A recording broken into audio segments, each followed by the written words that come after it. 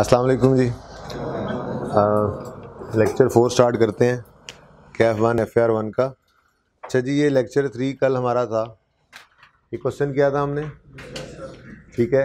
अच्छा लगा क्वेश्चन, दोनों मेथड्स को हमने कंपैरिजन में देख लिया, ठीक है। फिर क्वेश्चन नंबर 2 WD मेथड वाला ये हमने सॉल्व कर लिया था, ठीक है। उसके बाद ये 3 अदद क्वेश्चंस होमवर्क में थे। पिक्चर्स दी थी ना? अच्छा 4 थे, हाँ वही, ठीक है। ये क्वेश्चंस हो गए? अच्छा, अब इन क्वेश्चंस का सोल्यूशन मैं आपके साथ ना कल जो है वो शेयर कर लूँगा। इंट्रो वाले ही क्वेश्चंस थे, लेकिन किस क्वेश्चन में ज़रा मसला आया आपको? किसी में मसला आना नहीं चाहिए था वैसे, लेकिन अगर किसी क्वेश्चन में मसला आया है तो वो सोल्यूशन को जब मैं शेयर कर दूंगा आपके साथ, वो सोल्यूशन को देख लेंगे तो फिर उसको मेरे साथ डिस्कस कर लीजिएगा, ठीक है? सही है।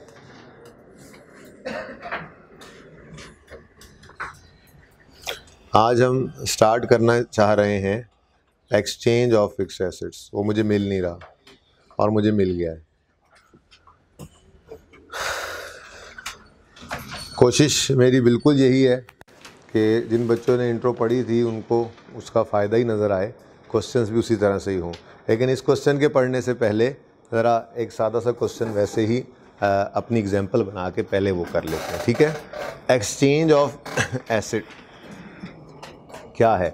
देखें जी, हम डिस्पोजल की बात कर रहे थे। एसेट के डिस्पोजल को हमने देखा है जी। डिस्पोजल ऑफ फिक्स एसेट जो है वो 2-3 तरह से हो सकता है, ठीक है जी। वो वाला स्पीकर नहीं चल रहा है।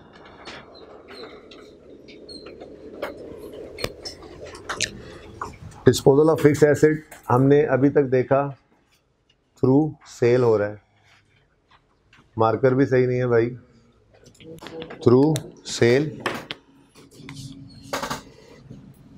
थ्रू एक्सचेंज भी डिस्पोजल होता है। देखें एक्सचेंज क्या है। एक और चीज़ होती है वैसे, वो डिस्ट्रक्शन है।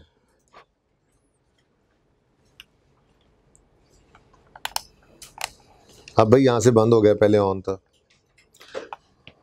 अच्छा जी, एक देखें डिस्पोजल का मतलब क्या होता है। डिस्पोजल का मतलब होता है एसेट का हमारे बिजनेस से चले जाना। अब एसेट का हमारे बिजनेस से चले जाना कई तरीके से हो सकता है। मिसाल के तौर पे आग लगी, एसेट जल गया, या चोरी हो गया, ठीक है, या सैलाब में बह गया। ये जो भी हो रहा है, इससे हो क्या रहा है? एसेट हमारे बिजनेस से निकल रहा है, ठीक है। आग लगी, चोरी हुई, सैलाब आया, ये सब क्या है? नेचुरल डिज़ास्टर्स हैं, हादसात हैं। तो इन हादसात में डिस्ट्रक्शन है जिसे एसेट की, ठीक है, हम डिस्ट्रक्शन ही लिख देते हैं। थ्रू डिस्ट्रक्शन या थ्रू नेचुरल डिज़ास्टर या थ्रू थेफ्ट। तो ये सारी चीज़ें भी जो हैं ये भी डिस्पोजल ही कहला रही हैं, क्योंकि एसेट हमारे बिजनेस से निकल गया है, ठीक है। एक तो आप इस कह सकते हैं एसेट चला जाता है। दूसरा हमने जो अभी तक पढ़ा वो क्या था कि हम एसेट को बेचते हैं, पैसे लेते हैं, यानी सेल के थ्रू एसेट बिक जाता है। यार ये चल ही नहीं रहा है।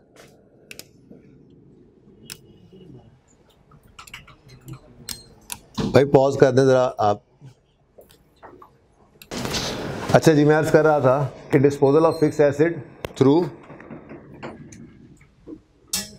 डिस्ट्रक्शन और होता है। कोई एक सवाल देख लेंगे इसका, ठीक है। इन दोनों की अकाउंटिंग में कोई ख़ास फ़र्क नहीं होता सिवाय इसके कि यहाँ पे इंश्योरेंस कंपनी आ जाती है। तो थोड़ी सी टेक्निकल चीज़ जो है वो एक्सचेंज ही है जो मैं आपके साथ डिस्कस करने जा रहा हूँ। तो डिस्पोजल एसेट का क्या है? एसेट का हमारे बिजनेस से चला जाना। वो बिक के जा सकता है, वो जल के जा सकता है, वो चोरी होके जा सकता है। बिजनेस से जाना डिस्पोजल है, ठीक है। अच्छा, अब एक चीज़ है एक्सचेंज ऑफ एसेट्स। एक्सचेंज में क्या होता है? हम अपना पुराना एसेट देकर नया एसेट उसके बदले में ले लेते हैं। अब खुद सोचें, एक मैंगो मैन बन के सोचें, अगर आपने पुराना एसेट दिया है उसके बदले में नया एसेट लिया है, तो नई चीज़ ली है आपने तो बदले में कुछ ना कुछ आपको पैसे देने पड़ेंगे। 99.9% केसेस ऐसे ही होते हैं डिस्पोजल थ्रू एक्सचेंज में कि आप पुराना एसेट देकर नया एसेट ले रहे होते हैं तो कैश नॉर्मली आपका पे ही हो रहा होता है। लेकिन ऐसे नहीं कि आप इसको राइट ऑफ ही कर दो। अभी ऐसा भी हो सकता है कि आपने एसेट एक्सचेंज किया, आपने एक एसेट दिया, बदले में एक एसेट लिया, जो आपने एसेट दिया था वो अच्छी क्वालिटी का था, जो आपने लिया वो इन्फीरियर क्वालिटी का। तो ऐसी सूरत में हो सकता है आपको उस एक्सचेंज के ऊपर पैसे मिल भी जाएं, ठीक है ना। जैसे मिसाल के तौर पे आपने अपनी मेहरान जो है वो एक्सचेंज की और उसके बदले में आपने आपने जो है वो करोला ले ली, ठीक है। अब ये एक्सचेंज आपने कर ली, अब आपने मेहरान दी है और करोला ले ली है, तो आपने एक अच्छा एसेट लिया है, बड़ा एसेट, महंगा एसेट लिया है, तो बदले में कुछ कैश पे करना पड़ेगा, ठीक है। अच्छा जी, आपको कोई पैसों की ज़रूरत पड़ गई, अब आपके पास वो मौजूद तो थी करोला, आपने सोचा यार कि फ़िलहाल पैसे जो हैं वो ज़रूरत हैं, तो चलो ऐसा करते हैं, गुजारा ही करना है, तो ये वाली गाड़ी बदल लेते हैं। और दोबारा वही मेहरान वाले के पास गए और उसको जाकर कहा यार ये मेहरान दे दो, ये करोला आप ले लो। किसी और के पास चले गए तो आपने एक अच्छा क्वालिटी का एसिड दे के इन्फीरियर क्वालिटी का एसिड भी ले लिया, तो आपको कैश आ भी सकता है। लेकिन ऐसा नॉर्मली ट्रांजैक्शंस में नज़र आता नहीं है, पर इसको राइट ऑफ ना कर देना, मैं इसलिए बात कर रहा था। तो बहरहाल एक्सचेंज में क्या होता है, पुराना एसिड जाता है, बदले में नया एसेट आता है और हम नॉर्मली कुछ ना कुछ कैश भी पे कर रहे होते हैं, ठीक है। तो एग्जांपल बना लेते हैं। कॉस्ट ऑफ ओल्ड एसेट, मिसाल के तौर पे हमारे पास एक एसेट था 100 रुपये का, ठीक है, और ये पिछले 3-4 साल से इस्तेमाल कर रहे थे। इसकी एक्यूमुलेटेड डेप्रिसिएशन 40 थी, मैंने कैलकुलेट करने की बजाय आपको कैलकुलेट करके दे दी, ठीक है। अच्छा, अब हमने क्या किया, हमने एक नया एसेट लेना था, तो हमने कहा यार 2 एसेट रखने की क्या ज़रूरत है, नया एसेट लेना है तो बदले में पुराने को भी दे देते हैं, कुछ पैसे कम देने पड़ेंगे, ऐसे ही होता है ना।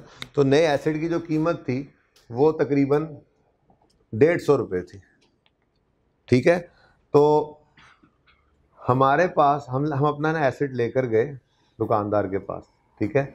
हमने कहा भाई आपका ये 150 वाला जो एसेट है ये आप हमें दे दें। उसने कहा ले लो। हमने कहा अच्छा, हम ना सारा कैश नहीं देंगे, हमारे पास जो पुराना एसेट है हम आपको वो दे देते हैं और कुछ पैसे आप ऊपर ले लो, ठीक है। अब हमारे जहन में क्या है, हमारे एसेट की वैल्यू कितनी है, लेकिन ये वैल्यू नहीं है, ये बुक वैल्यू है। बुक वैल्यू का मतलब क्या होता है, हमारी किताबों के हिसाब से ये कितने का है, 60 का। लेकिन दुकानदार ने हमारी किताबों वाली वैल्यू के ऊपर इसको नहीं लेना होगा। दुकानदार आपके एसेट को पकड़ेगा, ठीक है, और देखेगा उलट के पुलट के, हाँ यार ये मोबाइल ठीक है, ओपन नहीं है, हाँ साफ़ सुथरा है, कंडीशन इसकी कैसी है।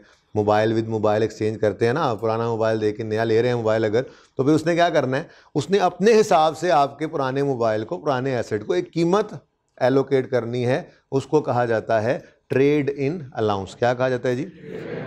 तो ट्रेड इन अलाउंस क्या होता है जी? Value assigned by the shopkeeper to our old asset. Value assigned by the shopkeeper to our old asset. तो मिसाल के तौर पे उसने आपके मोबाइल को उलट पुलट के देखा और उलट पुलट के देखने के बाद कहने लगा भाई साहब आपका मोबाइल जो है वो मैं 40 रुपये में रख लेता हूँ, ठीक है। मतलब क्या मतलब, इसका मतलब क्या है फिर? अगर उसने हमारा पुराना मोबाइल 40 रुपये में रखा है और जो नया मोबाइल हमने ख़रीदा है उसकी कॉस्ट 150 है, तो क्या मतलब कितना कैश पे करना पड़ेगा? फिर 110 रुपये का कैश पे करना पड़ेगा, ठीक है। अब ये एक्सचेंज की ट्रांजैक्शन के लिए जो है वो डाटा है। चलो कैश पेड भी मैं आपने बोला है तो मैं लिख ही देता हूँ। कैश पेड फिर कैसे निकला जी? 150 का एसेट था, पुराने एसेट की वैल्यू दुकानदार ने लगाई 40, तो हमने अब 110 रुपये कैश पे करना है। तो ट्रेड इन अलाउंस क्या होता है जी? वैल्यू असाइंड बाय द, हाँ जी, वैल्यू असाइंड बाय द दुकानदार टू आर ओल्ड एसेट, ठीक है, सही हो गया। अच्छा, अब एक्सचेंज की ट्रांजैक्शन है, तो याद आ रहा है कुछ इंट्रो में? नहीं पढ़ी? पढ़ी नहीं इंट्रो? ये छोड़ के गए थे, चलो फिर आप पढ़ लेना। खैर अभी एक सवाल है, 2 सवाल हैं, 3 सवाल हैं, 4 सवाल हैं, ये सब करते हैं अभी इंशाल्लाह, ठीक है ना? तो रिवीजन हो जाएगी, जिन्होंने छोड़ा हुआ था उनकी भी रिवीजन हो जाएगी, ठीक है? बहरहाल कितने बच्चों को याद आ रही है एक्सचेंज? थोड़ी थोड़ी ये बातें होती थी, ठीक है? चलें, बाकियों को भी इंशाल्लाह मज़ीद जो है वो याद आ जाएगा। जिन्होंने पहली बार पढ़ना उनको समझ भी आ जाएगी इंशाल्लाह, परेशान नहीं होना, ठीक है जी? ये कुछ डाटा हमारे सामने है। मैं कहता हूँ जी जर्नल एंट्री डिस्पोजल की जो है वो पास करते हैं, ठीक है? तो जर्नल एंट्री डिस्पोजल की पास होने लगी है, ठीक है? अब स्टेप 1 क्या होता था? अच्छा वैसे एक बात बताओ, डिस्पोजल कौन से एसेट का होगा? न्यू का ना? ये पुराना जा रहा है बिजनेस से, ठीक है? तो पुराने जाने वाले एसेट के लिए उसी तरह से 4 स्टेप्स जो लिखे थे ना उन्हीं को यूज़ करते हैं। कोई स्टेप चेंज हुआ या कोई बढ़ा तो अब नए सिरे से स्टेप्स नोट नहीं करने लग जाने कि हमारी किताब के कॉपी के ऊपर जो है ना एक को 10-12 सफ़े तो सिर्फ इसी के हों, एक सफ़े के ऊपर स्टेप्स फॉर डिस्पोजल हो, सिंपल एक पे एक्सचेंज के हों, एक पे, ऐसे नहीं भाई। बस एक बार स्टेप्स लिख लिया, अब उन्हीं को हम जो है वो चेंज करते रहेंगे अपनी ज़रूरत के हिसाब से, ठीक है? तो पुराना एसेट जा रहा है, बोलो। तो पुराना एसिड जब जा रहा है तो पुराने एसिड के जाने के लिए तो वही स्टेप 1 है, we will credit the asset account with cost of asset disposed of, ठीक है? तो पुराना एसिड डिस्पोज हो रहा है, बोलो, तो उसकी कॉस्ट को हम क्या करेंगे? एसिड अकाउंट में से क्रेडिट कर देंगे, ठीक है? स्टेप 2 क्या होना चाहिए फिर? अगर वो एसिड जा रहा है तो उसकी एक्यूमुलेशन को भी निकाल दो, ठीक है? तो स्टेप 2 फिर वही होगा कि we will debit the accumulated account with accumulated option of disposal from date of purchase till date of. अब मजे की बात, ये 2 स्टेप्स तो आ भी गए। एसेट अकाउंट, ये सबको ये एसेट अकाउंट लिखा हुआ नजर आ रहा है? सबको आ रहा है नजर? सबको आ रहा है? अच्छा, किसको नजर नहीं आ रहा? बोलो, खड़े हो जाओ फिर। अच्छा बैठ जाओ यार, चले जी। अब मेरी एग्जांपल उधर रहेगी, चलो खैर। जर्नल एंट्री ऑफ डिस्पोजल, लेकिन कौन सा वाला? Through exchange. अब तो सबको नजर आ रहा होगा, नहीं सर अब आगे आप आगे, अब ये तो नहीं हो सकता। अब मैं कहाँ जाऊँ फिर? कहाँ जाऊँगे? कहाँ जाऊँगे? अच्छा जी, सुने सुने सुने सुने, journal entry of disposal step 1 आपने क्या बोला जी? We will credit the asset account with cost of asset, यानी जो पुराना एसेट था, old asset, cost of old क्या कर दो? एसेट अकाउंट में से क्रेडिट कर दो। कितनी कॉस्ट है हमारी एग्जांपल में? ये मेरा इशारा करने का मतलब भाई ये होगा कि आपने इधर लाना है कैमरा, ठीक है जी? कितनी कॉस्ट है पुराने की? 100 रुपये, ठीक हो गया? ये क्रेडिट यहाँ डेबिट कर लेंगे, ठीक है ना? ओके, ऊपर लिख लेना debit credit. Next step 2, we will debit the accumulated depreciation account with accumulation of disposal from date of purchase till date of. Assume कर रहा हूँ कि ये फिगर वही है, मैंने निकाल दी यहाँ पे, ठीक है ना? ये एक्यूमुलेशन सारी ज़िंदगी की है, डेट ऑफ परचेज से डेट ऑफ, मैंने खुद ही सवाल बनाया ना, तो ये मैंने वही डेप्रिसिएशन लिखी है एक्यूमुलेटेड, ठीक है? तो ये 40 की डेप्रिसिएशन, एक्यूमुलेटेड डेप्रिसिएशन अकाउंट में, ठीक है? अब ये ओल्ड लिखने की ज़रूरत नहीं है, इसके साथ एक्यूमुलेटेड डेप्रिसिएशन न्यू की तो नहीं होनी, वो तो अभी आ रहा है, तो ओल्ड की ही होनी है। लिख लो तो लिख लो, ठीक है? ओल्ड एसेट की एक्यूमुलेटेड डेप्रिसिएशन, ठीक है? स्टेप 3, ये 2 स्टेप सही हैं? ये 2 स्टेप समझ में आते हैं? अच्छा, स्टेप 3 क्या था हमारा? वी विल रिकॉर्ड, इसीलिए मैंने उस दिन आपको स्टेप लिखवाते हुए ये नहीं कहा था we will record cash received, ठीक है? We will record cash received नहीं कहा था, we will record cash paid नहीं कहा था, जस्ट कहा था वी विल रिकॉर्ड, ताकि आप इस स्टेप को यूज़ कर लें बाद में खुद अपनी ज़रूरत के हिसाब से, ठीक है? अब तक जो डिस्पोजल्स हो रहे थे उनमें हम कैश रिसीव कर रहे थे, एसेट बिकता था, कैश आ जाता था। आज एक्सचेंज की ट्रांजैक्शन में क्या हुआ है? हमने एक महंगा एसेट लेके अपना एक सस्ता एसेट बदले में भी दिया है, ठीक है? अब 150 वाला एसेट खरीदने गए और साथ अपना पुराना एसेट लेकर गए, तो दुकानदार ने हमारे पुराने एसेट को ऐसे देखा और देख के कहा ये मैं कितने में रखूंगा, 40 रुपए में रख लूंगा। ठीक है, तो अब हमने कहा 150 वाला खरीदने आए हैं, हमारे पुराने एसेट को इसने एलोकेट की है 40 की वैल्यू, असाइन की है 40 की वैल्यू, तो फिर अब हमें मज़ीद 110 रुपये पे करने पड़ेंगे।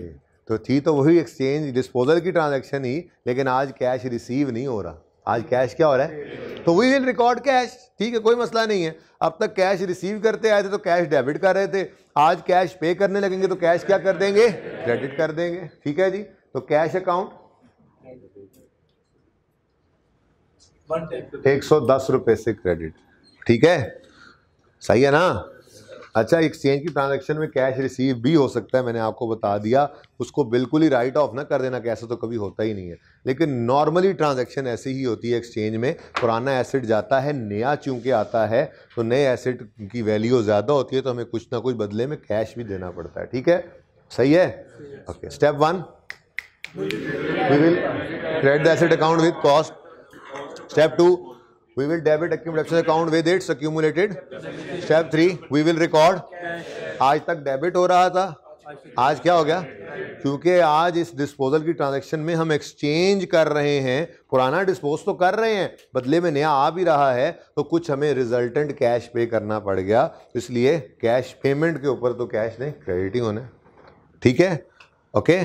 स्टेप 4 क्या था, स्टेप 4 क्या था, balancing figure will be gain or loss which will be taken to profit and. लेकिन ये तब था जब डिस्पोजल सिंपल था, आज ये ट्रांजैक्शन अभी पूरी, ये एज अ होल एक ट्रांजैक्शन कैसे बन रही है कि पुराना जा रहा है और नया।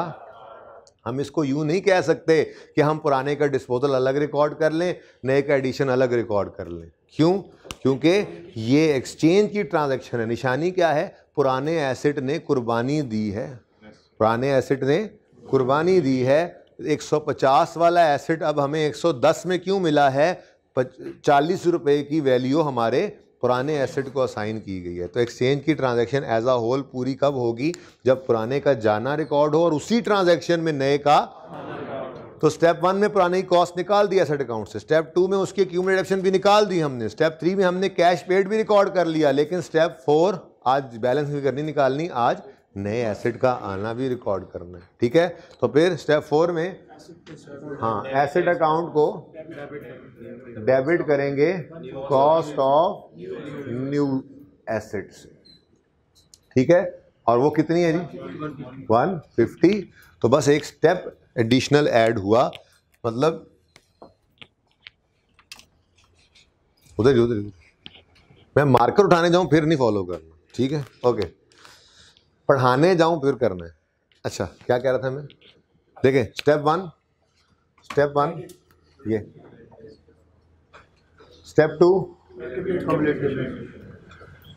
ये तो वहीं पे रहे जहां पे थे। ठीक है, स्टेप 3 वी विल रिकॉर्ड, बस इसको पहले डेबिट किया करते थे, आज इसको क्रेडिट करना पड़ गया। ठीक है, हाँ स्टेप 4 हमारा यहाँ पर आज नया ऐड हुआ, क्योंकि एक्सचेंज की ट्रांजैक्शन में एक नया एसेट आ भी रहा है। और स्टेप 5 आज भी फिर वही हो गया, यानी 4 स्टेप स्किप होके और नीचे आ गया 5 पे आ गया। क्या क्या क्या था, क्या था आखिरी स्टेप, क्या था, balancing figure will be gain or loss on disposal which will be taken.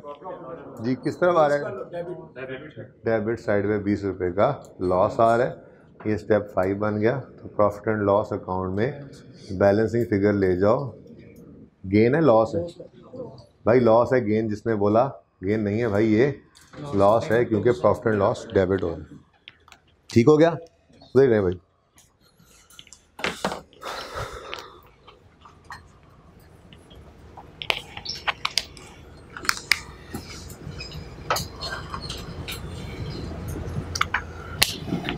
अच्छा, वैसे ये 20 का लॉस है, ये ज़बानी भी पता लग रहा था।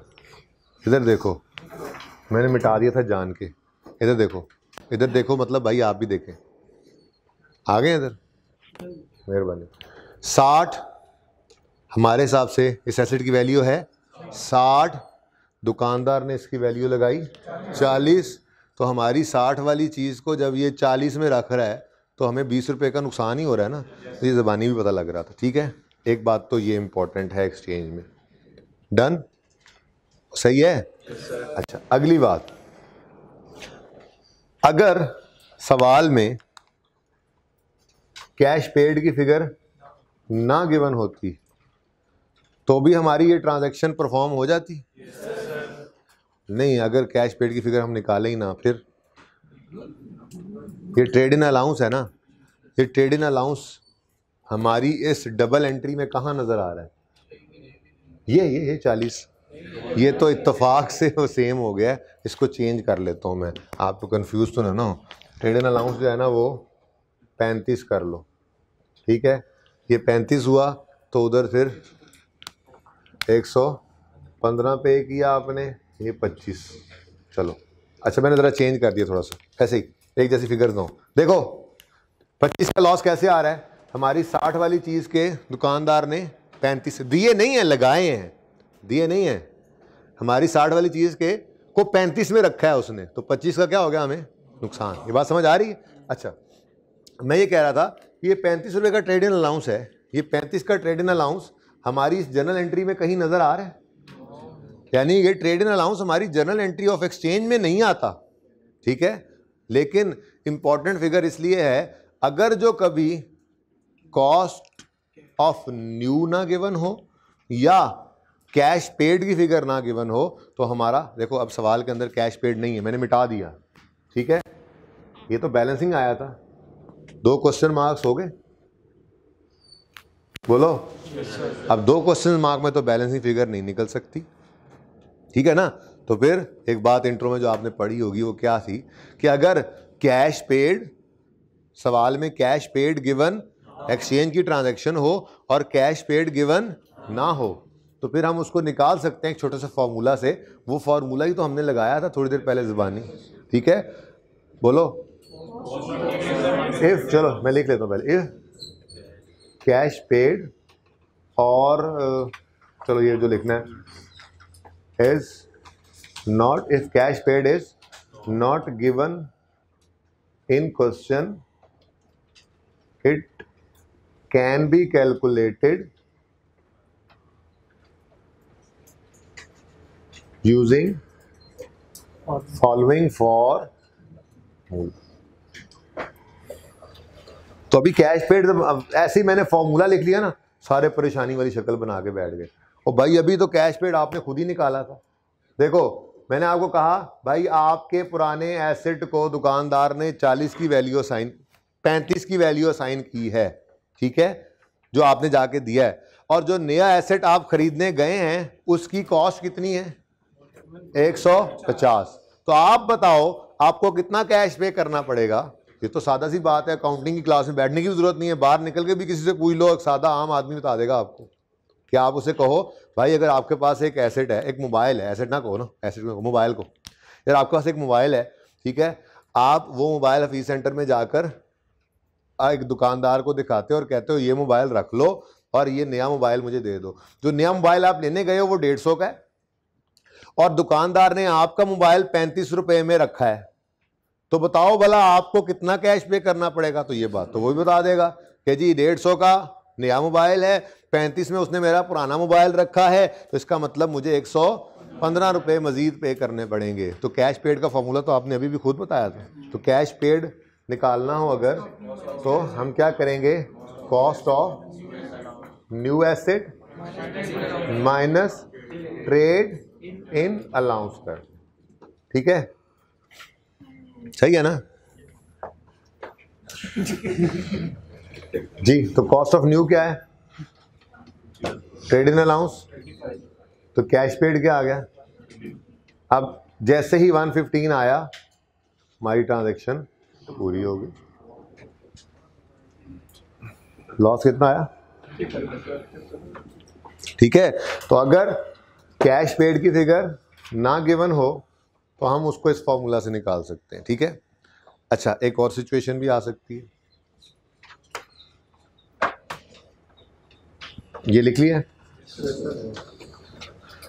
अच्छा, मिसाल के तौर पे कैश पेड गिवन है, कॉस्ट ऑफ न्यू नहीं गिवन, तो फिर भी 2 क्वेश्चन मार्क आ जाते हैं, क्योंकि इसने तो बैलेंसिंग निकलना है। ठीक है, ऐसा भी तो हो सकता है कि सवाल में कैश पेड दे दे और कॉस्ट ऑफ न्यू ना दे, तो क्या करें? इसी फॉर्मूला को रीअरेंज कर लें यार, इसी फॉर्मूला को रीअरेंज, ये इक्वेशन है ना हमारे पास। ठीक है, तो कैश पेड आज दे दिया उसने 115, कॉस्ट ऑफ न्यू गिवन नहीं है, ट्रेड इन अलाउंस गिवन, ये 35 इधर जाके प्लस कर दें, तो ठीक है ना। तो फिर कॉस्ट ऑफ न्यू क्या बन जाएगी, बोलो? Is equal to 150। ठीक है, तो वही वाली बात होगी, 150 अगर इधर लिखेंगे तो ये 20। ठीक है, तो ये मैं मिटा रहा हूँ अब नीचे दोनों बातें, क्योंकि बात मुकम्मल वाली ऊपर लिख रहा हूँ। ठीक है, तो अब इफ कैश पेड और cost of new asset is not given in question, it can be calculated using following formula, which is cash paid equal to cost of new minus trade in allowance। ठीक है, बाकी वो 3 scenarios भी याद आ रहे होंगे आपको, एक्सचेंज के केस में आते थे, तो इंशाल्लाह वो देख लेंगे। ठीक है, ओके, इसको नोट करें ज़रा।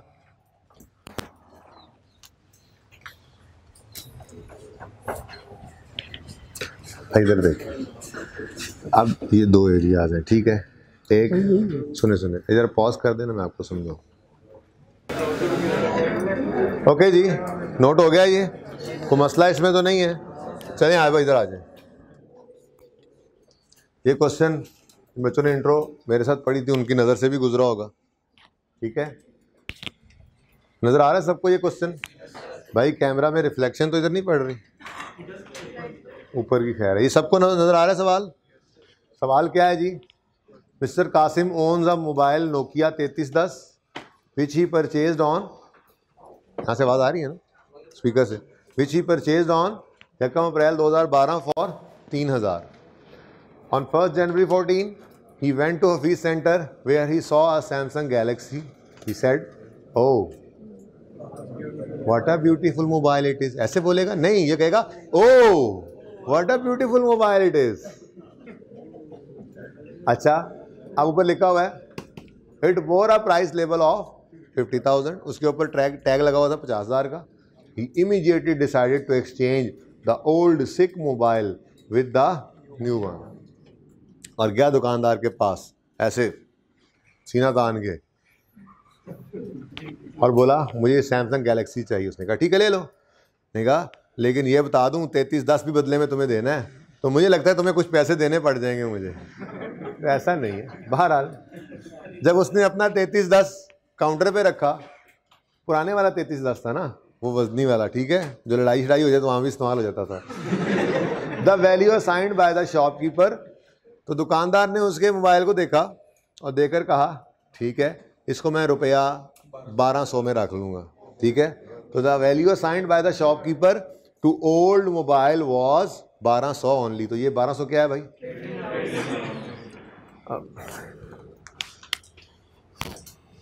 पता नहीं मैं क्या मिटा रहा हूँ, नहीं देखना नहीं देखना नहीं देखना। ओके अच्छा जी, okay depreciation rate is 10%, pass journal entry for exchange on 1 January 14। Your time starts now, you have only 1 minute. 1 minute में करो, जर्नल एंट्री करनी है। क्या 1 मिनट में जर्नल एंट्री नहीं हो सकती यार एक्सचेंज की? 1.5 मिनट ले लो, चलो नाराज ना हो। नाराज तो नहीं हो, 1.5 मिनट दे दिया। तो 1.5 मिनट में तो मैंने रजिस्टर ऐसे करके घुमाना फिराना है। आप एंट्री करोगे तो मैं डिस्कस करूंगा। और बताओ जल्दी करो अब।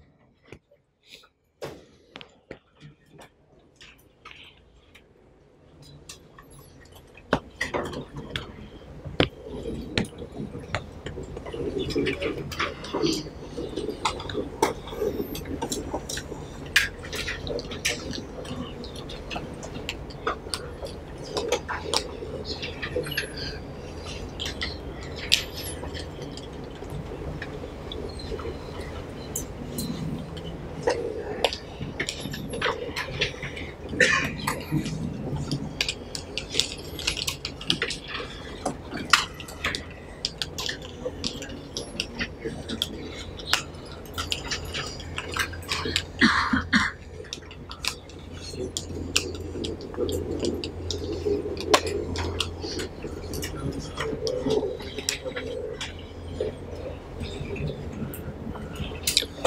कितने बजे ने जनरल एंट्री कर ली है?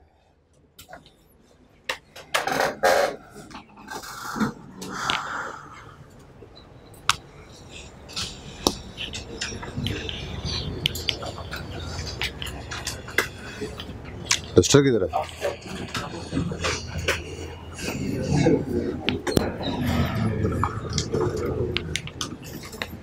नहीं भाई, उधर ही रहे, सवाल कर रहे हैं मुझे।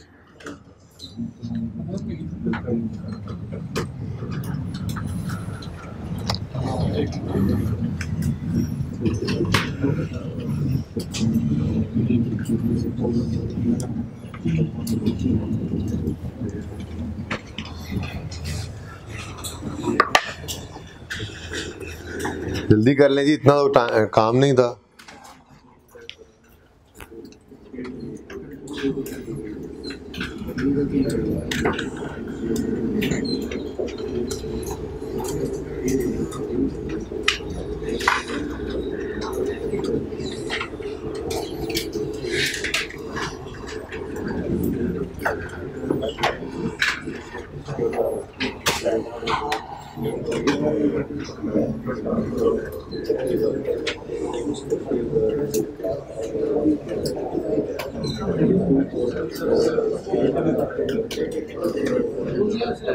अच्छा जी,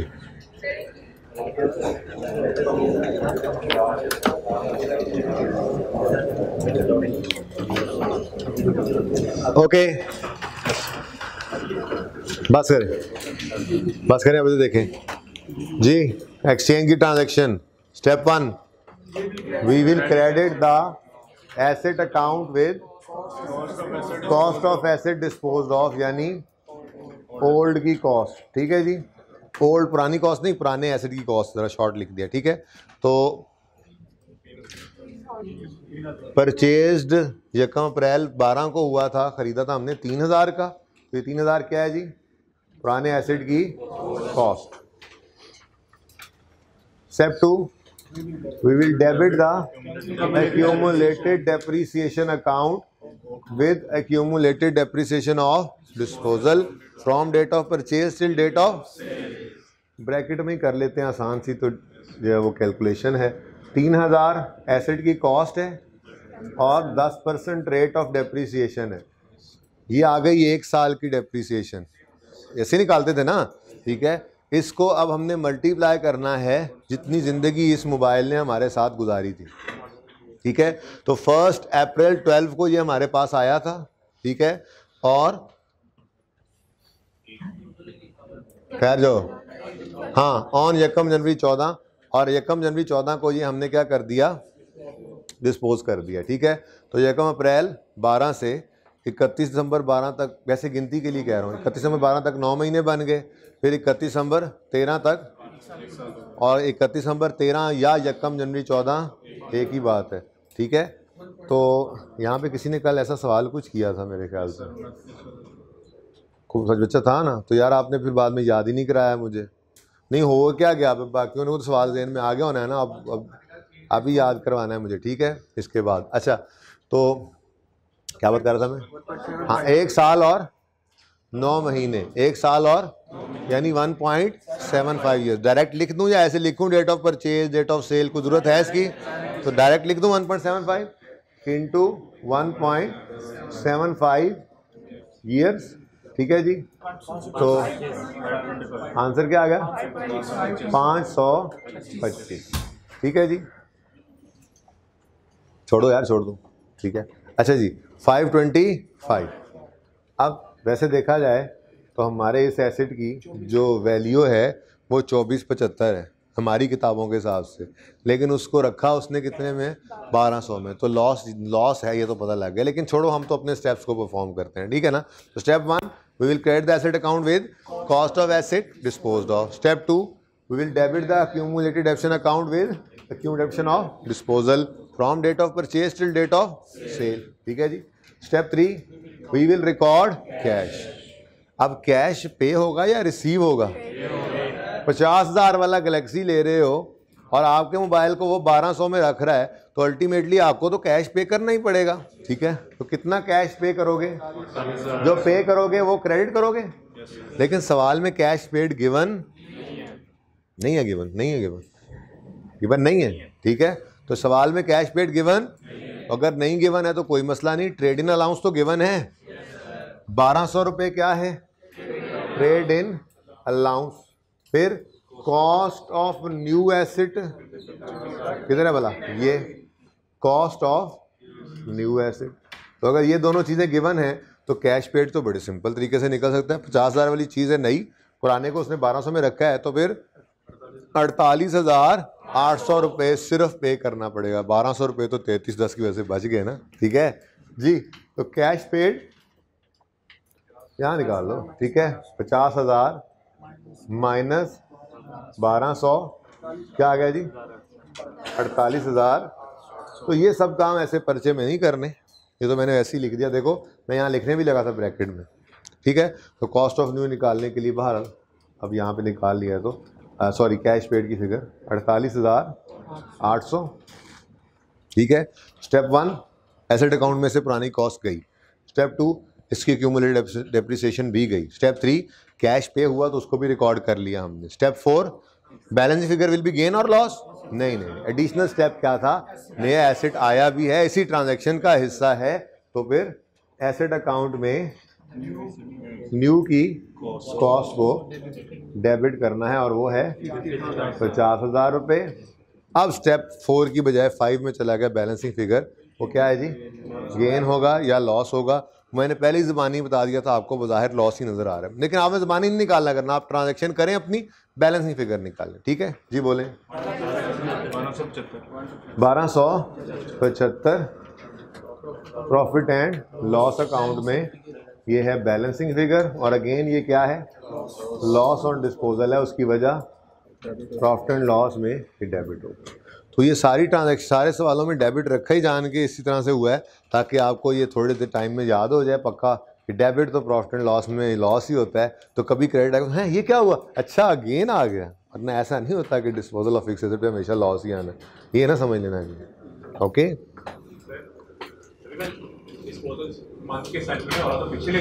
बस वही बात अब उसने की थी कल, तो वही मैं अब करने लगा हूँ।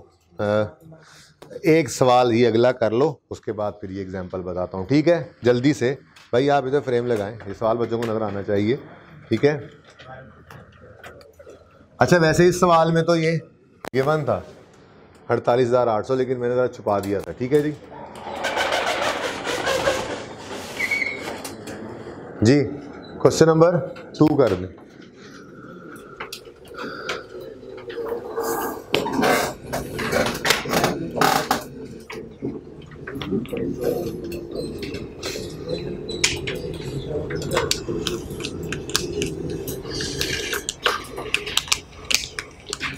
यादें ताज़ा हो रही हैं इंट्रो वाली? अच्छा शुक्र है, शुक्र।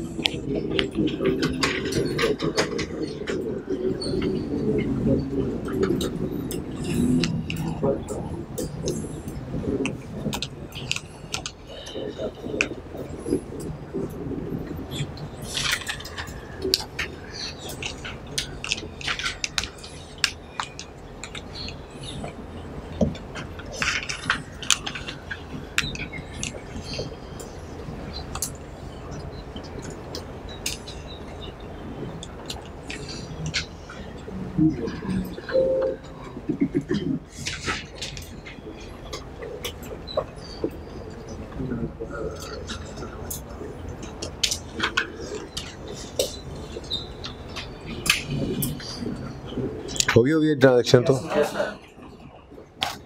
अच्छा क्या ये जायज़ है कि एक्सचेंज की ट्रांजैक्शन में एक एसेट नया लें और बदले में 2 दे दें, या 2 एसेट नए लेके बदले में 1 दे दें? क्या ये जायज़ है? हो सकता है जी, आप 10 एसेट खरीदें नए और उसके बदले में आपके पास 2 ही पड़े हैं तो वो 2 दे दें, तो क्या मसला है भाई? एक्सचेंज की ट्रांजैक्शन में ये ज़रूरी नहीं है कि एक एसेट के बदले में 1 ही आए। आपके पास 3310 के साथ एक और 3410 भी पड़ा हुआ था, तो आप ये दोनों ले गए और सैमसंग गैलेक्सी के बदले में आपने दे दिए, तो ये ऐसा हो सकता है बिल्कुल, ठीक है ना।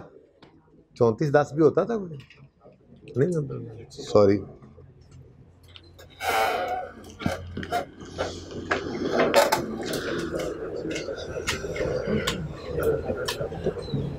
भाई बैठ जाए आप, बैठ जाए।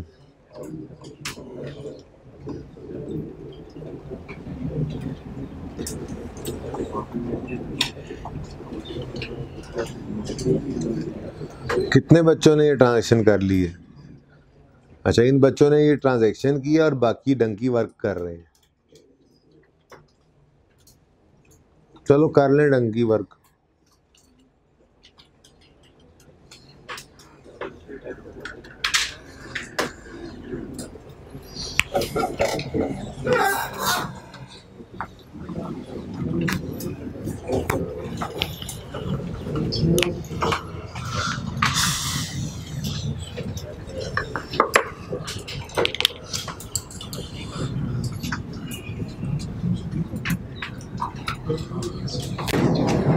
ओके जी, आ जाए इधर।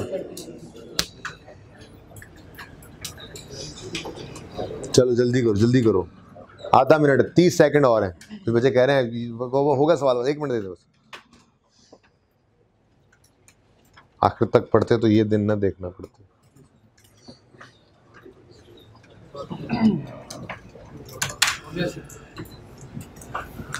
ओके बस करें अब जी। सवाल है, ऑन 1 अप्रैल 12 वी एक्सचेंज 2 पुरानी cars with a new car. मुमकिन है? Yes, sir. Okay. The cost of 1 old car is. सब क्या करें, 2 अलग अलग ट्रांजैक्शंस करेंगे या as a whole? As a whole ये एक ट्रांजैक्शन है कि एक नई कार आ रही है और 2 पुरानी कारें जा रही हैं, ठीक है। तो दोनों को कंबाइन कर देंगे, उनकी कॉस्ट निकालने लगेंगे तो कंबाइंड निकाल देंगे, एक्यूमुलेशन निकालने लगेंगे तो कंबाइंड निकालेंगे, क्योंकि एक क्लास ऑफ एसेट के लिए तो एक ही लेजर बना होता है ना। व्हीकल के लेजर के अंदर एक कार आएगी, एक चली जाएगी, 2 चली जाएंगी, 3 चली जाएंगी, ठीक है ना।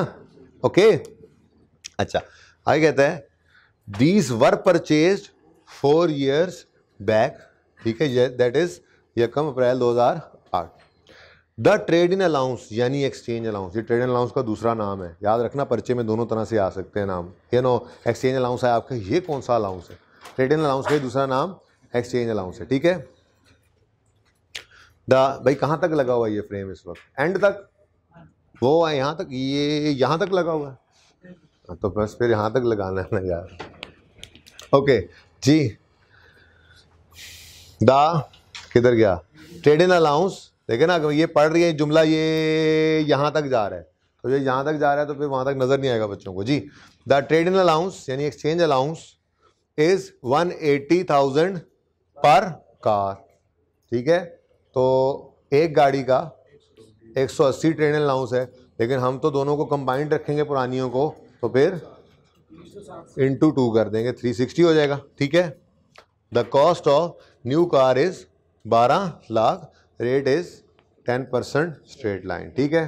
सवाल कर लेते हैं, सवाल तो हो गया, जवाब कर लेते हैं, आ जाओ इधर जी। Step 1, we will debit the, अच्छा, we will credit the asset account with, ठीक है। अब कॉस्ट ऑफ होल्ड जो है वो एक नहीं है, वो 2 गाड़ियां हैं, एक की कॉस्ट कितनी है? 400, तो 2 की कितनी हुई? तो क्रेडिट कर दोगे 800 से, ठीक है। Step 2, we will debit the accumulated depreciation account with accumulated depreciation of disposal from date of purchase till date of। अब ये 800 डबल हो तो गया इकट्ठा, अब इसी को ही डेप्रीशिएट कर लेते हैं। मैं नहीं वर्किंग अलग कर रहा, मैं तो ब्रैकेट में ही यहाँ पे कैलकुलेट कर लेता हूँ। 800 इंटू 10% है, ओके। यहाँ से क्या आ जाएगा हमारे पास? 1 साल की डेप्रीसिएशन। यहाँ से क्या आ जाएगा? 1 साल की डेप्रीसिएशन। अब हम डेट ऑफ परचेज से डेट ऑफ सेल तक मंथ्स गिनेंगे, ठीक है ना। हाँ, आप पागल नहीं हैं, आपको हम पागल नहीं है, लेकिन आप सब, लेकिन सारे पागल यही कहते हैं। भाई देखो, उसने खुद लिखा था 4 years बैक, ठीक है, साल डेट भी उसने लिखी थी 1 अप्रैल 2008 और आज है 1 अप्रैल 2012, तो सीधे सीधे 4 साल थे। गिनती करने की उस तरह से ज़रूरत थी ही नहीं, महीने बैठ के गिनते रहे हैं। कोई ईयर एंड पूछने की कोशिश कर रहा होगा, किसी के दिल में साथ यार ईयर एंड 31 दिसंबर करें, मंथ्स गिनने हैं, फिर ईयर्स में कन्वर्ट करना है। अल्लाह के बंदो 4 साल सीधा सीधा लिखा हुआ था, बस 4 years लिखो। क्या आ गया? 320। ठीक है, okay. Step 3, we will record. अब 800 रुपये, ये नया एसेट 12 लाख का है और पुराने एसेट की इतनी वैल्यू नहीं लगी, तो अल्टीमेटली कैश रिसीव नहीं होना, कैश पे ही होना है। तो वी विल रिकॉर्ड कैश। तो कैश हो रहा है पे। कितना कैश पे हुआ है? कितना कैश पे हुआ है? कैश पे कितना हुआ है? गिवन नहीं है, बोलो पहले, गिवन नहीं है सवाल में। कैश पेड गिवन, अब कैश पेड गिवन नहीं है तो फिर हम निकालेंगे उसको फॉर्मूला से, cost of new minus trade in allowance. Cost of new है 12 lakh, trade in allowance 180 into 2 यानी 360 है। तो कैश पेड कैसे निकलेगा? इधर देखो, 1200 यानी 12 लाख, मैं 1000 में कर रहा हूँ क्वेश्चन, ठीक है ना, रुपीज इन 1000 ऊपर लिख लीजिएगा, ठीक है। तो 1200 क्या है? Cost of new less trade in allowance. 360 कैसे आया? 180 एक गाड़ी का ट्रेड इन अलाउंस था और 360 दो का, ठीक है। तो क्या बन गया आंसर? 840। डन। कितने बच्चों ने सही निकाल लिया था? 840। कितनों से गलती हुई? ओके, 180 ही ले लिया सिर्फ। हाँ, तो पर कार पे ध्यान देना था ना। ओके जी। स्टेप 4, एसेट अकाउंट को न्यू की कॉस्ट से डेबिट कर दिया हमने, और वो है 1200 और जी कितनी? देखो, डेबिट आ रहा है, क्रेडिट आ रहा है? नज़र में से मुझे आ ही रहा था।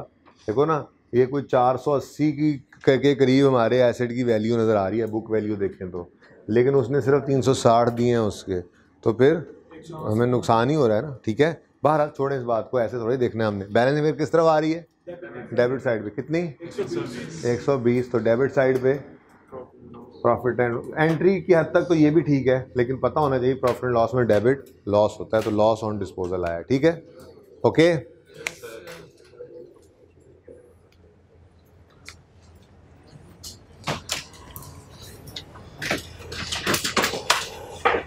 डन जी, ओके। अच्छा जी, अब छोटी सी एग्जांपल ज़रा जल्दी से यहीं पे रखें जी, ये कर लेते हैं पहले, उसके बाद फिर आगे चलते हैं।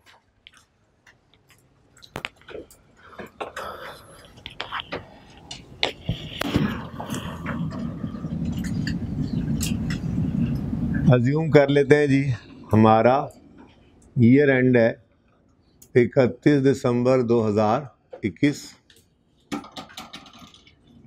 2021 का 31 दिसंबर आ गया, चलो 20 कर लो, नाराज क्यों होते हो, ठीक है, सही है। अच्छा, अब एडिशन समझाने लगा हूँ, ठीक है। एडिशन की डेप्रिसिएशन कब स्टार्ट करें, ठीक है। हमने एक जनरल रूल बनाया होता है, ठीक है। वो जनरल रूल क्या बनाया होता है हमने, कि डेप्रिसिएशन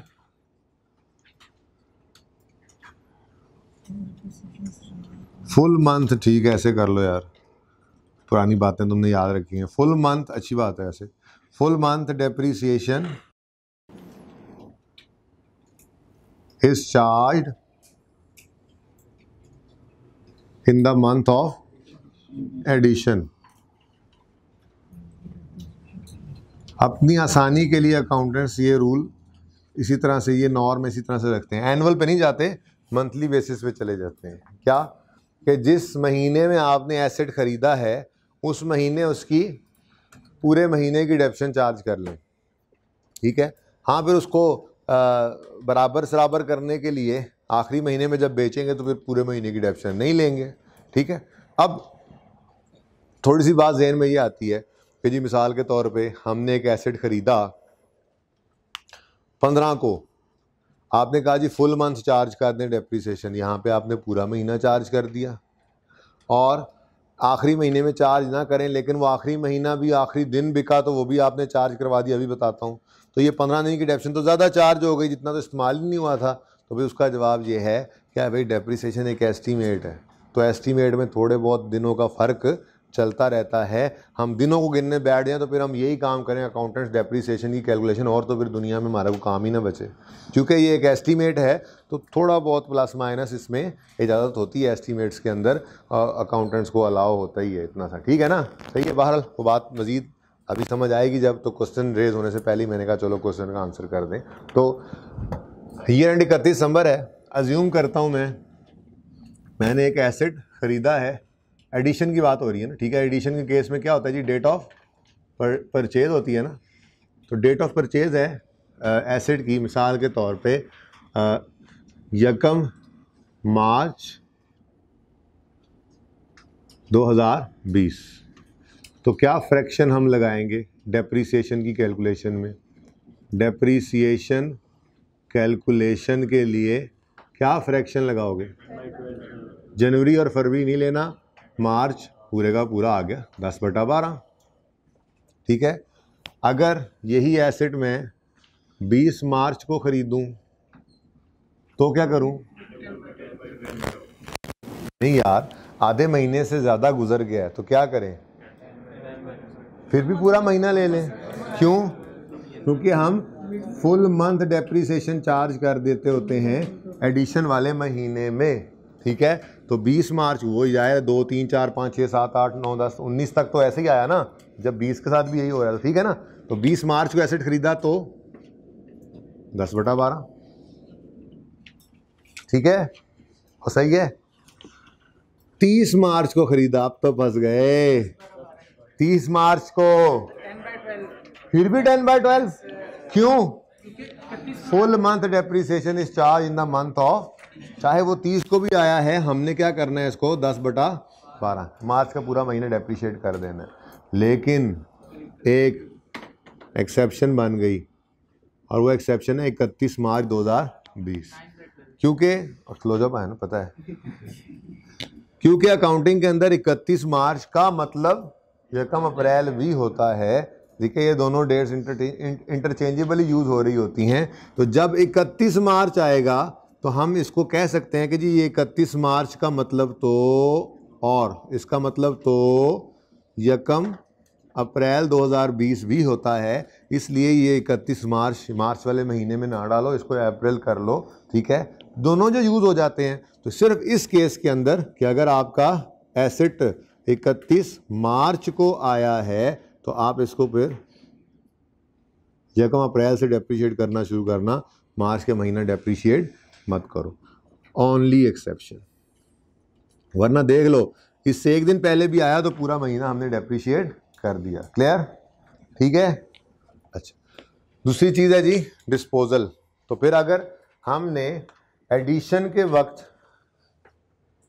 के वक्त फुल मंथ डेप्रीसिएशन चार्ज कर दी थी एडिशन वाले महीने में, तो फिर अब कंपैरिजन सही हो हमारा, ठीक है, तो उसकी वजह से मतलब हमारी डेप्रीसिएशन करीब करीब सही हो जाए, तो उसके लिए फिर अब क्या हमें करना चाहिए उसूली तौर पे, डिस्पोजल के महीने के अंदर कोई डेप्रीसिएशन चार्ज नहीं करनी चाहिए। तो while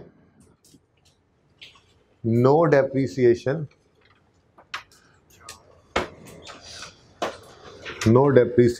is charged in the month of disposal.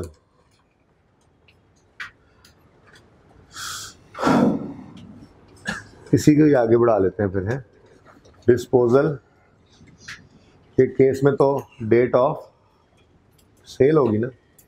अब कोई एसेट अज्यूम कर लें, कोई महीना अज्यूम करें जी, अगस्त का महीना कर लें, बोलो अगस्त का महीना कर लें। हमने एक एसेट बेचा किसी साल में 1 अगस्त 2020 को, तो डेप्रीसिएशन करते हुए क्या फ्रैक्शन लगाओगे? 8/12, जनवरी फरवरी मार्च अप्रैल मई जून जुलाई अगस्त, 8/12, 8/12। अगस्त तो लेना ही नहीं है, no depreciation is charge in the month of disposal, तो फिर 8 की बजाय अगस्त नहीं लिया। ऐसे ही है, होना क्या चाहिए था। अच्छा ये अगस्त थोड़ा मुश्किल लग रहा है, डिस्पोज किया हमने एसिड सितंबर, चलो यहाँ ज़्यादा बेहतर लगता है, आप लोग ज़्यादा अच्छा लगता है। यकम सितंबर 2020 को एसिड बेचा, सितंबर तो 9वां महीना याद रह जाता है ना ऐसे, ठीक है।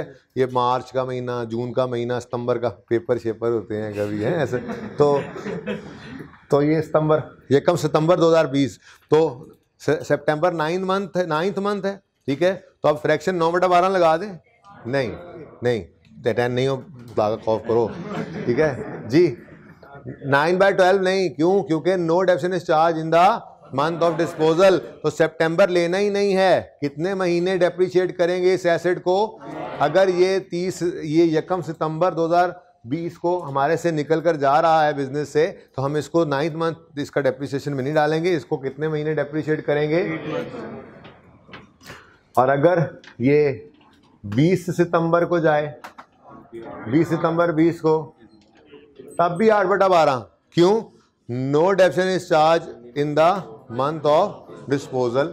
ये किसी अनलेस के सवाल खुद कोई ऐसी बात कर दे, सवाल खुद ना कहे, तो हम, ये हमारी नॉर्म है अकाउंटेंट्स की, हम ऐसे ही करते हैं, ठीक है।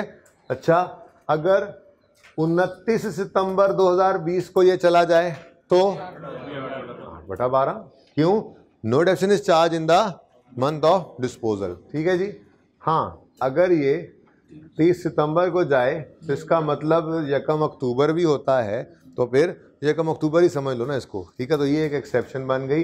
तो हमने जितने भी सवाल किए उनमें एडिशन हमेशा इधर हो रहा था और डिस्पोजल हमेशा उस मंथ के एंड पे हो रहा था, इसलिए ये सवाल ही पैदा नहीं हुआ था। लेकिन पर्चे में ऐसा नहीं होगा, पर्चे में प्लस माइनस हो भी सकता है, नॉर्मली होता नहीं पर हो भी सकता है, तैयारी तो होनी चाहिए, ठीक है। तो 30 सितंबर अगर हो डिस्पोजल तो फिर 9 महीने डेप्रिशिएट करेंगे। क्लियर है ये बात, बोलो। अच्छा वो भी बच्चे नोट कर रहे होंगे।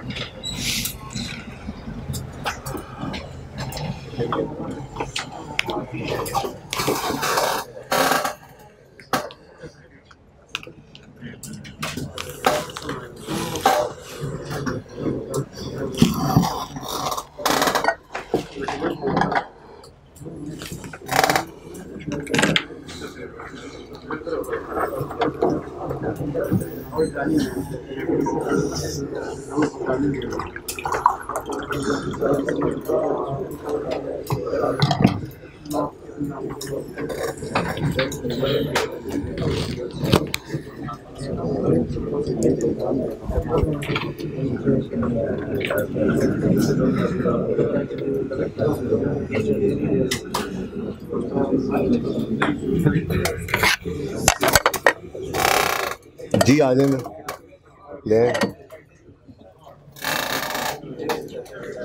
जी ये क्वेश्चन है आपके सामने, question number 3। Following ledger balances are appearing on 1 January 15। Asset account का ओपनिंग गिवन है, एक्यूमुलेशन का ओपनिंग गिवन है, addition of 10,000 took place on 1 March 15, simple addition है, सही है। Second, an old asset costing 50 which was purchased on 1st July 13 is exchanged with a new asset costing 90,000। Exchange की transaction आ गई, तो disposal through exchange है इस सवाल में, और तो कोई फ़र्क नहीं है, ठीक है। बस अब देखना ये है कि आप इस एडजस्टमेंट को अकाउंट्स में कैसे एडजस्ट कर पाते हो। जर्नल एंट्री तो आपको करनी आती है, ठीक है। रिक्वायरमेंट है प्रिपेयर, रेट 10% है। रिक्वायरमेंट है prepare asset account, accumulated depreciation account and disposal account along with journal entry, ठीक है। देख लो अभी तक इंट्रो ही चल रही है हमारी, ठीक है, लेकिन ये ज़रूरी चीज़ें हैं बहरहाल ये करना, ठीक है। तो आपके पास अब 2 मिनट नहीं 3 मिनट हैं, आप इन लेजर्स को बना के 3 मिनट के अंदर अंदर आप मुझे दिखा दें, ताकि फिर मैं अगले सिनेरियोज की थोड़ी सी बात करूं और फिर आपको होमवर्क दे के छुट्टी दूं।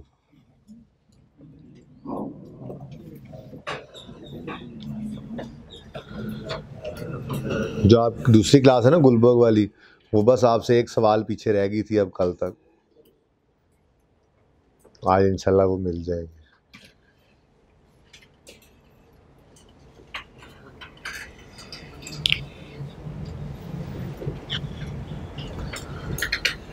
क्वेश्चन सबको नजर आ रहा है जी? कैमरे में भी सही नजर आ रहा होगा भाई।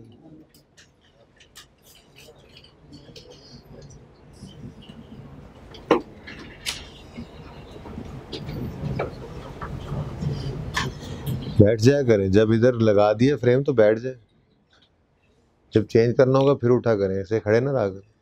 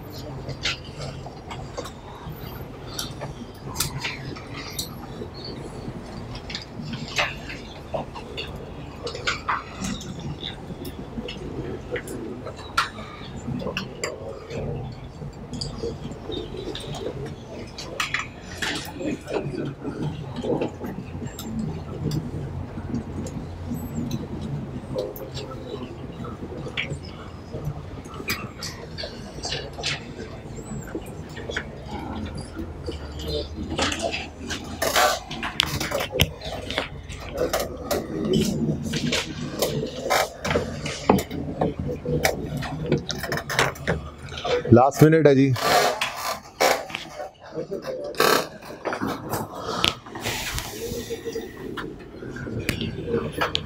डिस्टर्ब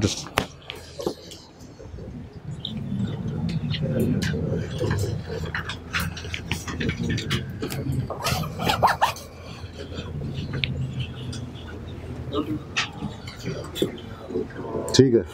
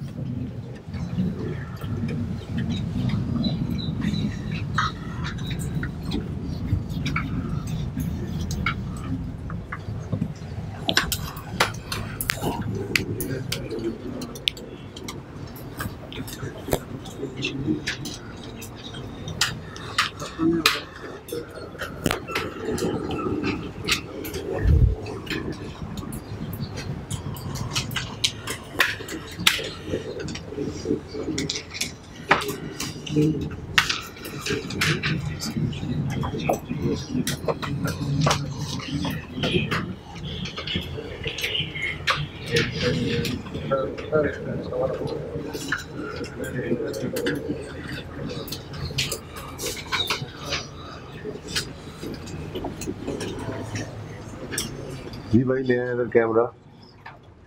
कितने बच्चों ने कर लिया जी क्वेश्चन?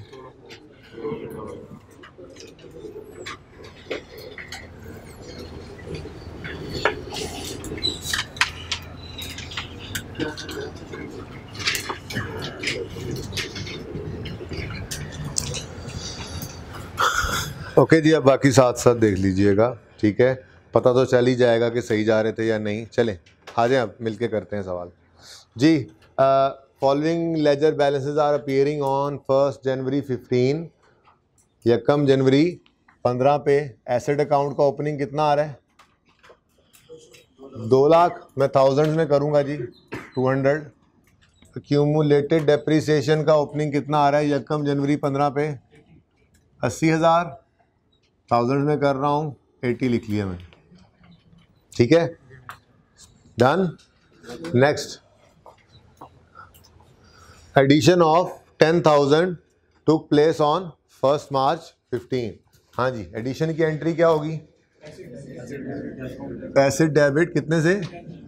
10 से, और कैश क्रेडिट यकम मार्च 15, ठीक है। Next, an old asset costing 50 which was purchase on यकम जुलाई is exchange with a new. Exchange की ट्रांजैक्शन आ गई, ठीक है। नए की कॉस्ट कितनी है? 90। पुराने की कॉस्ट कितनी है? 50। ट्रांजैक्शन हुई है 30 सितंबर 15 को, डेट ऑफ सेल, ठीक है। ट्रेड इन अलाउंस है 30, ठीक है, और सही है। चलो अब अपने स्टेप्स परफॉर्म करते हैं। चलो डिस्पोजल अकाउंट बाद में बनाएंगे, क्योंकि मैंने जर्नल एंट्री की तरह पहले प्रैक्टिस करा दी है, तो हम ये जर्नल एंट्री ही पहले पास कर लेंगे यहाँ, ठीक है ना। वैसे जर्नल एंट्री होती क्या है? बोलो। हाँ जी, ये डिस्पोजल के जो स्टेप्स लिखवाए हैं वो जर्नल एंट्री ही तो होती है। चलो ये भी बाद में पास कर लेंगे, स्टेप्स परफॉर्म कर लेते हैं, ठीक है। बल्कि चलो कुछ तो कर ही लें यार, ऐसे कैसे, ठीक है। डेबिट और क्रेडिट, ठीक है, ये एंट्री पास करते हैं। Step 1, we will credit the asset account with cost of asset. अच्छा जी, तो एसेट अकाउंट से ओल्ड की कॉस्ट क्रेडिट करनी है, कितनी? 50। तो करो 50। क्या हुआ जी? ये जी डिस्पोजल है, ठीक है। ये क्या है? डिस्पोजल। किस दिन हुआ ये डिस्पोजल? 30/9/15। कोई मसला जी? वैसे साथ साथ डिस्पोजल अकाउंट भी बन सकता है, लेकिन फिलहाल छोड़ो। हाँ, 1/10/15 नहीं लिखे, दिखे 30/9/15 ही। समझें इसको, समझने का जब समझना पड़े तो, ठीक है ना। वैसे तो यार ये सिंपल था, आप उस एग्जांपल से कंफ्यूज क्यों हो रहे हैं मुझे नहीं समझ आ रही। सिंपल है, 30 सितंबर तक तो 9 महीने डेप्रिशिएट करेंगे, जैसे चल रहा था वैसे ही चलने दो। वो तो मैंने आपको समझाया कि अगर कभी मिड ऑफ द मंथ कोई डेट आ जाए तो उससे क्या करना है, उसूल क्या है, ठीक है ना। ओके, अच्छा जी। Next step, we will debit the accumulated depreciation account with accumulated depreciation of disposal from date of purchase till date of। अच्छा, ज़बानी काम करना भी सीखे ना, ये इतनी आसान स्ट्रेट लाइन का फ़ायदा ही क्या है कि अगर हम इतनी बातें लिखते रहें तो। वो इंट्रो में हर दफ़ा लिख लेते थे, ज़बानी भी काम करना सीखें। एसेट 50 रुपये कॉस्ट है, रेट ऑफ डेप्रिसिएशन क्या है? यहाँ से आगे हमारे पास 1 साल की डेप्रिसिएशन, ठीक है। अब मंथ्स ज़बानी गिनते हैं, ठीक है ना। वो क्या लिखना बार बार, date of purchase, date of sale. किस दिन खरीदा था ये? यकम जुलाई 13 पर। किस दिन बेचा है? 30 सितंबर 15। अब मंथ्स गिनना शुरू कर देते हैं। यकम जुलाई 13 से 31 दिसंबर 13 तक 6 महीने, फिर 31 दिसंबर 14 तक साल, 31 दिसंबर 15 तक 9 महीने, ठीक है। तो 1 साल, ऊपर पहले 3 महीने थे, 6 महीने थे, और इधर 9 महीने। तो ये कितने बन गए? 2 साल और 3 महीने। 2 साल और, ये बात समझ आई है या लिख के समझाऊं? समझ आई है। यकम जुलाई 13 से 31 दिसंबर 13 तक 6 महीने, फिर हाँ, फिर 31 दिसंबर 14 तक पूरा साल। ये क्या हो गया? 1 साल और 6 महीने, यानी 1.5 साल हो गया, ठीक है। फिर ये 15 वाले साल में मजीद 9 महीने, तो ये क्या बन गया? 2 साल और 3 महीने, यानी 2.25। नहीं अच्छा लग रहा? जैसे सिखाया था वैसे ही कर लो। डेट ऑफ परचेज लिखो, डेट ऑफ सेल लिखो, मंथ्स लिखो, नंबर ऑफ ईयर्स टोटल निकाल लो। किसी को कन्फ्यूजन हो रहा है तो बता दें, बोले हो रहा है तो बता दें, शर्म ना करें। इंटू 2.25 ईयर्स क्या आ गया? 11.25 0.3 कर लूं? नहीं कहते नहीं। ठीक है भाई 11 पॉइंट, सर हमने 1000 में ही ना किया, हमारा 11250 आ रहा है तो हमने उसके साथ ही मिलाना है, यही कहना चाह रहे हो जी भाई? 11.25 कैसे आया, समझ आ रही है? बोलो 2.25 ईयर्स कैसे आए, समझ आ रही है? ओके ठीक है। Step 3 we will record cash. अब कैश पे हुआ है या रिसीव हुआ है?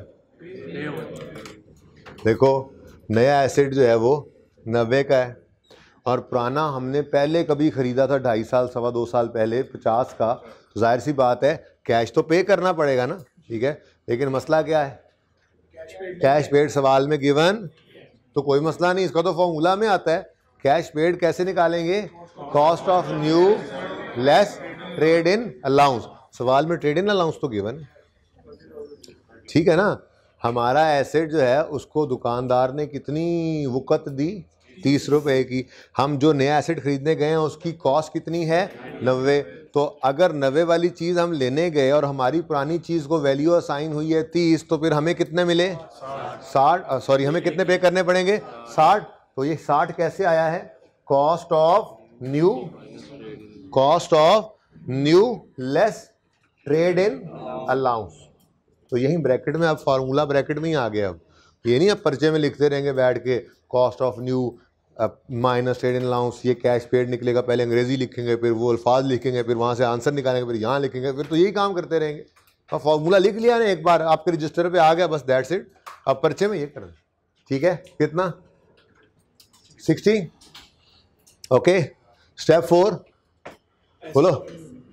एसेट अकाउंट में न्यू एसेट की कॉस्ट को आपने क्या करना है जी?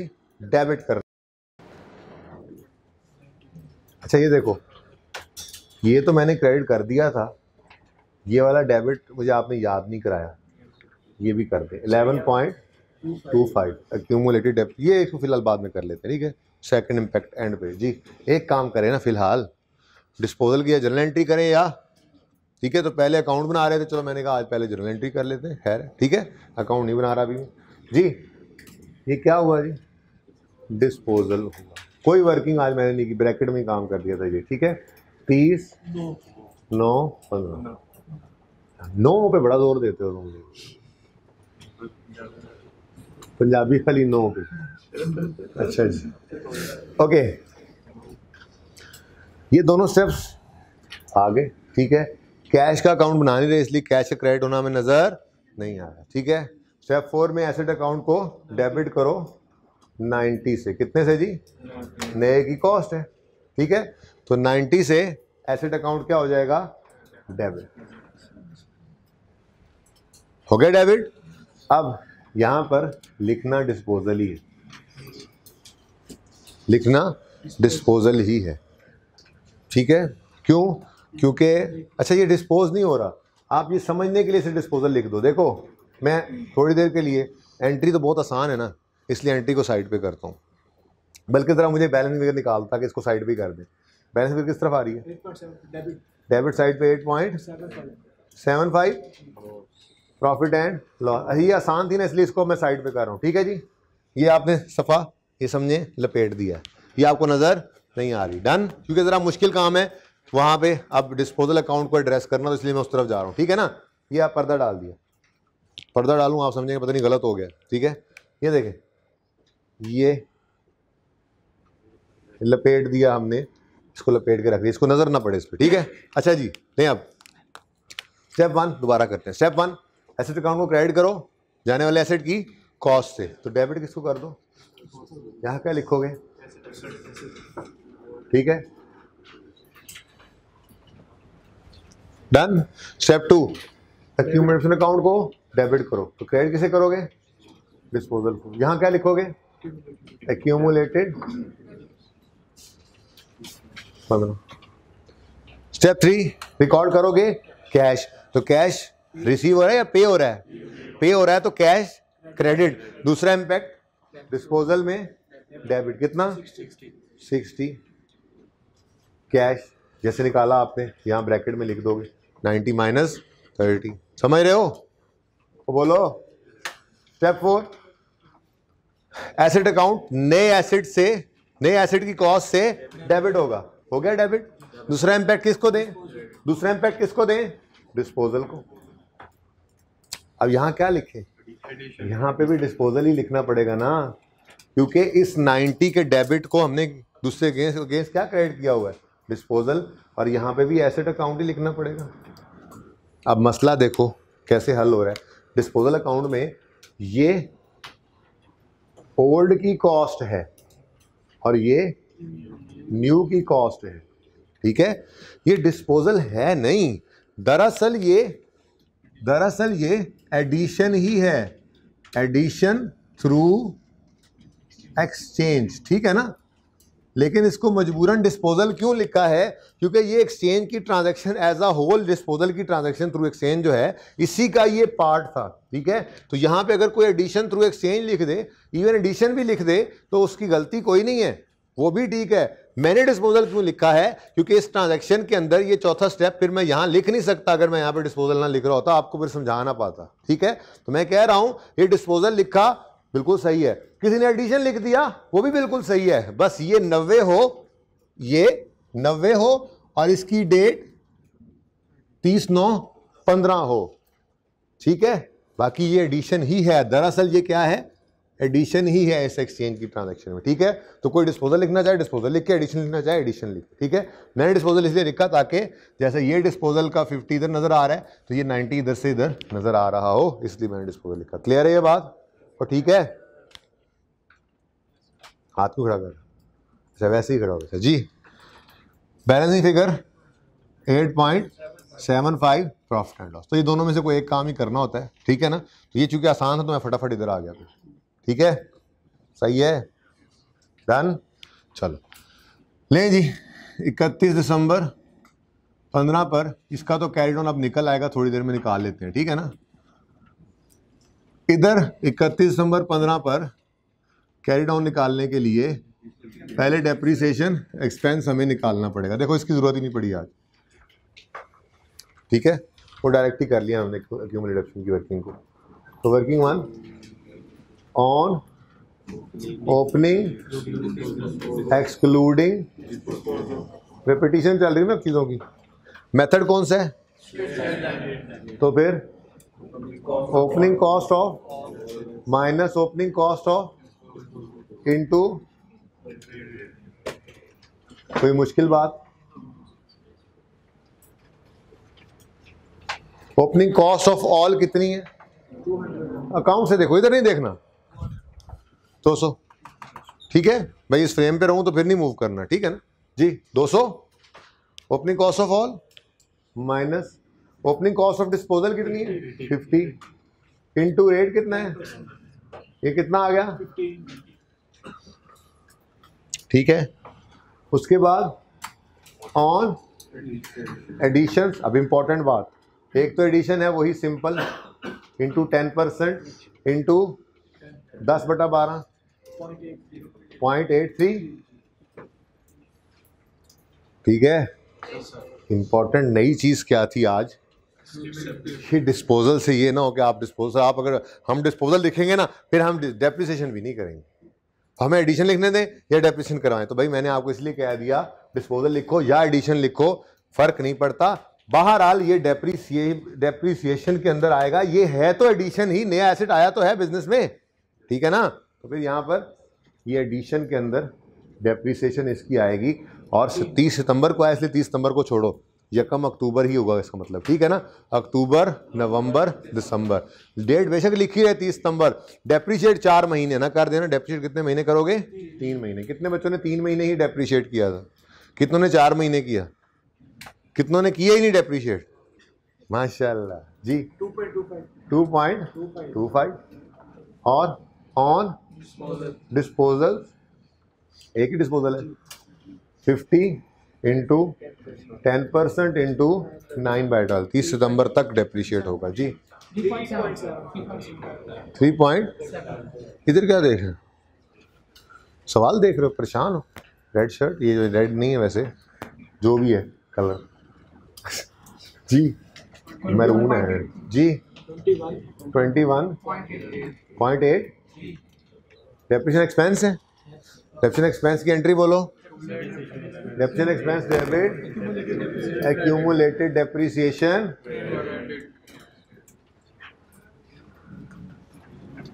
तो क्लोजिंग बैलेंस फिगर बता दो जी। 90.5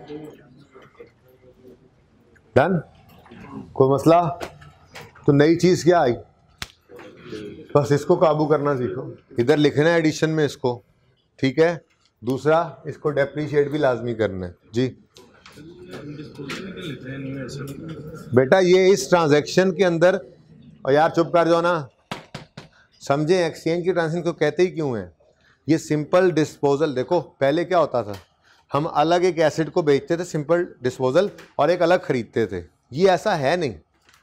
हम जिस दुकान में, अगर आप हबीब सेंटर जाके एक दुकान पे अपना 3310 बेच के आ जाते और उसके साथ वाली दुकान से सैमसंग खरीदते तो ये एक्सचेंज नहीं थी, ठीक है। आप 3310 का सिंपल डिस्पोजल रिकॉर्ड करते और अपने सैमसंग गैलेक्सी का सिंपल एडिशन करते। लेकिन जब ट्रांजैक्शन में एक्सचेंज अलाउंस या ट्रेड इन अलाउंस आ जाए तो ये निशानी है एक्सचेंज की ट्रांजैक्शन, ठीक है ना। आपको पुराने अपने मोबाइल का कैश मिला नहीं, लेकिन नए मोबाइल के पैसे भी आपने पूरे दिए नहीं। क्यों? क्योंकि आपके पुराने एसेट ने कुर्बानी दी अपनी और नए की कॉस्ट को कम कर दिया। तो क्योंकि वो पुराने को कोई वैल्यू असाइन करके ही दुकानदार ने नए की कीमत कम की थी, तो जो वैल्यू असाइन करना है वो एक्सचेंज अलाउंस या ट्रेड इन अलाउंस कहलाता है। और ये निशानी होती है एक्सचेंज की ट्रांजैक्शन की। और एक्सचेंज की ट्रांजैक्शन मुकम्मल तब होती है जब पुराना एसेट निकल रहा है और उसी ट्रांजैक्शन में नया एसेट आ रहा है। इसलिए यहां पर मैंने डिस्पोजल लिखा, ठीक है। अच्छा सुनो, ये सिनेरियोस थे, इंशाल्लाह ये कल दोबारा रिवाइज भी करेंगे, ठीक है। लेकिन आपके आज हैंडआउट्स जो होंगे इंशाल्लाह, ठीक है, हैंडआउट्स आप आज छुट्टी के वक्त लेके जाएंगे जो, ठीक है, वो बस आज का दिन सिर्फ दे दें। कल से फिर मैं कोशिश करूँगा क्लास से पहले ही आ जाए करें, ठीक है। तो ये आपको इंशाल्लाह ये सवाल किए हुए हैं आपने, ठीक है। ये क्वेश्चन की पिक्चर ले लें एहतियातन, ठीक है। तो ये होमवर्क के अंदर 4 सवाल है। ऐसे एक मिनट रुके रुक जाए ना, कह तो रहा हूँ रुक जाएं। ये 2-3 सवाल हैं, ये इनके साथ सॉल्यूशंस होंगे, लेकिन सॉल्यूशन वो देखेंगे बच्चे जो पास होने वाले नहीं होते सवाल करने से पहले पूरा। तो पास होने वाले बच्चे पहले पूरा सवाल करेंगे अपने तौर पे, गलत या सही, फिर सॉल्यूशन देखेंगे, ठीक है। क्या? अच्छा अब जल्दी से इसकी पिक्चर ले लो 1 मिनट में, क्योंकि मेरे ख्याल में अगले उस्ताद भी आ गए हैं। ये पिक्चर हो गई सबकी?